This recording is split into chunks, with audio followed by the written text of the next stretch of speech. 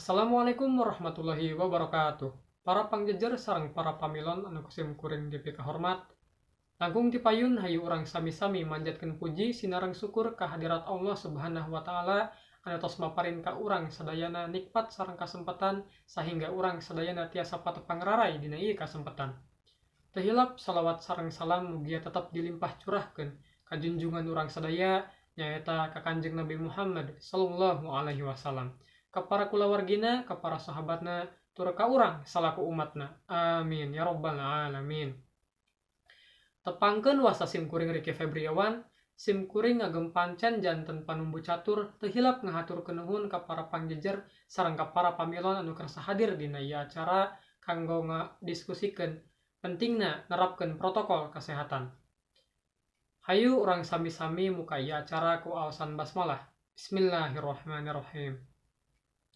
Para pangjejer sareng para pamilon anu kusim kuring depi kahormat. Sataacana sim kuring sejanepangkeun para pangjejer anu bade ngadugikeun ka mandangna. Anu kahiji nyaeta ti Bapak Kapala Sakola SMA Negeri 1 Majalengka, Bapak Ade Prayoga. Anu kadua nyaeta ti Bapak Kapala Dinas Kasehatan Kabupaten Majalengka. Ka Bapak Kapala Sakola SMA Negeri 1 Majalengka, Bapak Ade Prayoga, mangga dihaturanan ngadugikeun ka mandangna. Hatur nuhun ka Bapak Ade Prayoga anu tos ngadugikeun ka mandangna.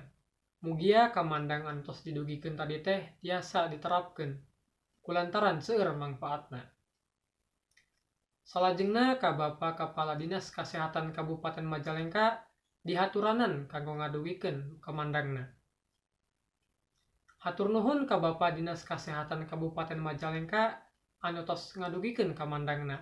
Nurutkeun mantenna nerapkeun protokol kesehatan teh ngagaduhan peran penting kanggo neken panambahan kasus COVID-19. Nerapkeun protokol kesehatan oge penting kanggo ngajaga diri sorangan ti virus COVID-19. Salajengna sim kuring ngasumanggakeun ka para pamilon bilih bade ngadugikeun patarosan. Sok mangga.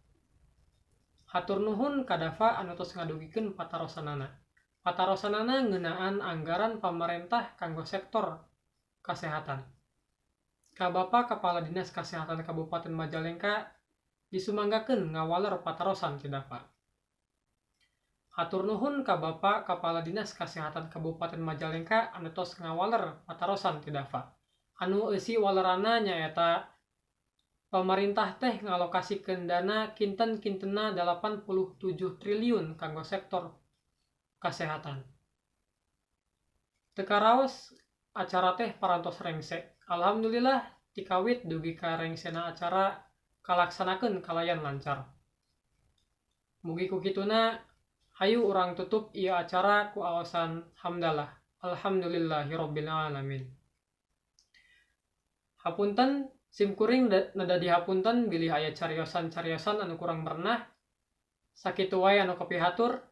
Wassalamualaikum warahmatullahi wabarakatuh.